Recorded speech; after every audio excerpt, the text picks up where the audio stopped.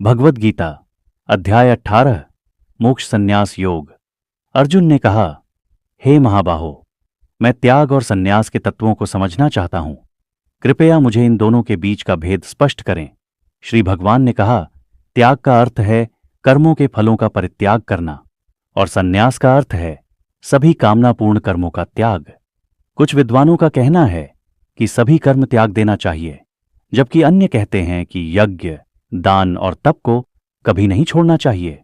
हे अर्जुन, अब मैं तुम्हें त्याग के 3 प्रकारों का भेद बताता हूं। यज्ञ, दान और तप, ये तीनों शुद्ध करने वाले हैं और इन्हें कभी नहीं छोड़ना चाहिए। इन कर्मों को कर्तव्य समझकर और फल की कामना छोड़कर करना चाहिए। यह मेरा श्रेष्ठ मत है। निषिद्ध कर्मों का त्याग करना उचित है, लेकिन कर्तव्य कर्मों का त्याग करना अज्ञान से प्रेरित है। यदि कोई कष्ट से बचने के लिए कर्तव्य कर्मों का त्याग करता है तो वह रजोगुणी त्याग कहलाता है।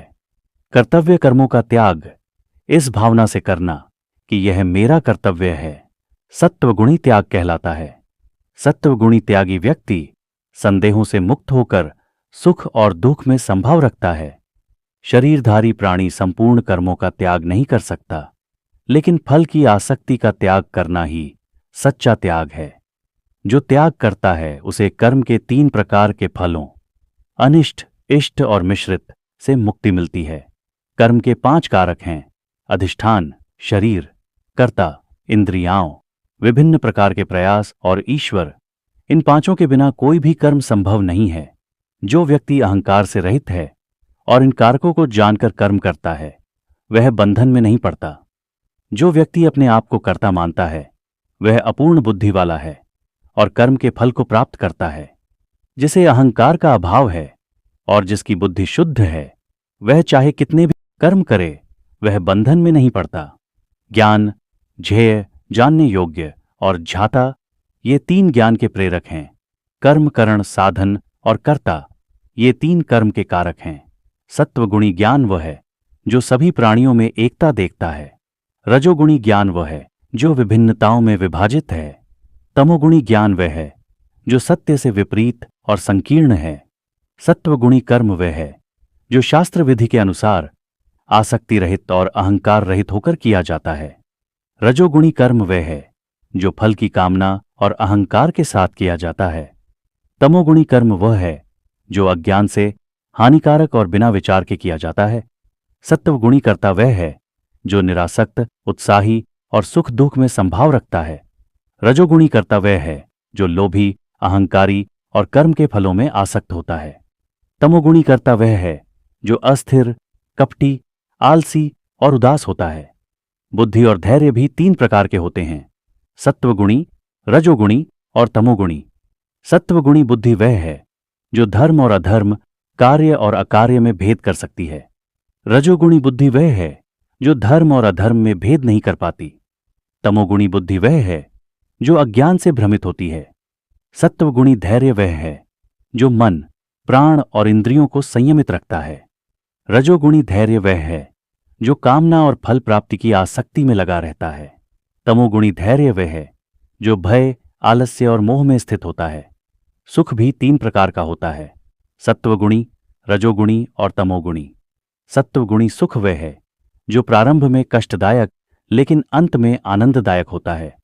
रजोगुणी सुख वह है जो प्रारंभ में आनंददायक लेकिन अंत में कष्टदायक होता है। तमोगुणी सुख वह है जो आलस्य और अज्ञान से उत्पन्न होता है। संसार में कोई भी प्राणी ऐसा नहीं है जो इन 3 गुणों से मुक्त हो। ब्राह्मण, क्षत्रिय, वैश्य और शूद्र, इन चारों का विभाजन उनके गुण और कर्म के अनुसार किया गया है। ब्राह्मण के गुण हैं शांति, संयम, तप, पवित्रता, सहिष्णुता और ज्ञान। क्षत्रिय के गुण हैं वीरता, तेज, धैर्य, युद्ध कौशल और शासन। वैश्य का कर्म है कृषि, गौपालन और व्यापार। शूद्र का कर्म सेवा है। अपनी प्रकृति अनुसार कर्म करते हुए मनुष्य सिद्धि प्राप्त कर सकता है। जो मनुष्य अपने कर्म द्वारा परमेश्वर की पूजा करता है, वह परम सिद्धि को प्राप्त करता है। स्वभाव के अनुसार कर्म करना श्रेष्ठ है, भले ही वह दोषयुक्त हो। अपने स्वभाव के अनुसार कर्म करते हुए दोषों को त्याग कर मनुष्य सिद्धि प्राप्त कर सकता है। जो व्यक्ति इंद्रियों को संयमित कर आसक्ति और अहंकार से रहित होकर कर्म करता है, वह ब्रह्म के स्वरूप को प्राप्त करता है। जो व्यक्ति सिद्धि को प्राप्त कर ब्रह्म ज्ञान में स्थित होता है, वह परम शांति को प्राप्त करता है। जो व्यक्ति शुद्ध बुद्धि, धैर्य और आत्म संयम के साथ अहंकार, शक्ति, वासना और क्रोध का त्याग करता है, वह परमात्मा को प्राप्त करता है। जो व्यक्ति शांत चित्त होकर मुझ में भक्ति करता है, वह मुझे साक्षात प्राप्त करता है। केवल भक्ति के द्वारा मनुष्य मुझे जान सकता है और मेरी वास्तविक स्वरूप में पहचान कर मुझ में प्रविष्ट हो सकता है। जो व्यक्ति मेरे आश्रय में रहता है और सभी कर्म करता है, वह मेरी कृपा से अनंत शांति प्राप्त करता है। मन और बुद्धि को मुझ में अर्पित कर मेरी शरण में आओ। मेरी कृपा से तुम सभी कष्टों को पार करोगे। यदि अहंकारवश मेरे आदेशों का पालन नहीं करोगे तो विनाश को प्राप्त करोगे। अपने स्वभाव से प्रेरित होकर तुम वही करोगे जो तुम्हें करना चाहिए। भगवान सभी प्राणियों के हृदय में स्थित हैं और अपनी माया से सभी को चलाते हैं, इसलिए उसकी शरण में जाओ। उसकी कृपा से तुम परम शांति और शाश्वत धाम को प्राप्त करोगे। मैंने तुम्हें यह गुप्त ज्ञान बताया, अब तुम जैसा चाहो वैसा करो। मेरे प्रिय होने के कारण मैं तुम्हें फिर से यह सर्वोच्च रहस्य बता रहा हूं। मुझ में मन लगाओ, मेरी भक्ति करो, मेरा पूजन करो और मुझे प्रणाम करो। सभी धर्मों को त्याग कर केवल मेरी शरण में आओ। मैं तुम्हें सभी पापों से मुक्त कर दूंगा। यह ज्ञान उन लोगों को मत बताओ जो तपस्वी, भक्त या सेवा के इच्छुक नहीं हैं। जो इस ज्ञान को मेरे भक्तों तक पहुंचाता है, वह मुझे सर्वाधिक प्रिय है और वह निश्चित ही मुझे प्राप्त करेगा।